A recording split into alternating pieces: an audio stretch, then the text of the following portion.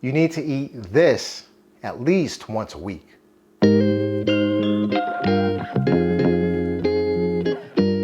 Fish offers tons of omega-3 fatty acids such as vitamin D and vitamin B2. Additionally, fish is a great source of minerals such as iron, zinc, magnesium, iodine, calcium, and phosphorus.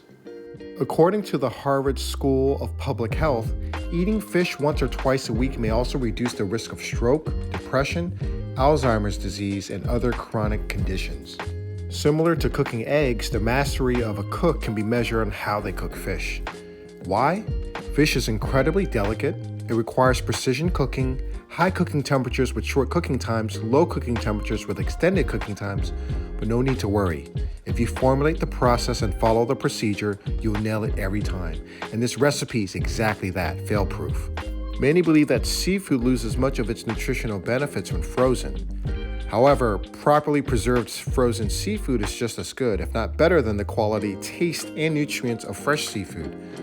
Additionally, a fish flown from coast to coast in the United States has a higher carbon footprint than frozen seafood items transferred via container ships from Asia.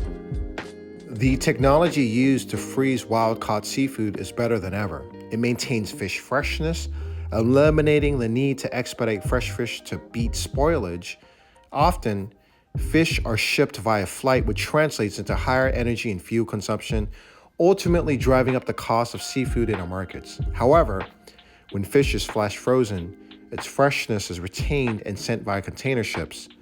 The low energy cost of such shipping methods are dollars saved in your pocket. There you have it, my fail-proof fish recipe, steamed salmon with ginger and scallion.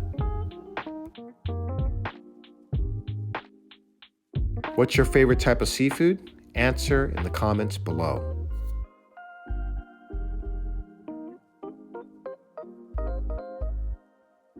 This episode was made in partnership with CCHP. CCHP delivers high-quality, affordable healthcare through culturally competent and linguistically appropriate services to the community since 1986. For the full recipe, please see the link in the description below.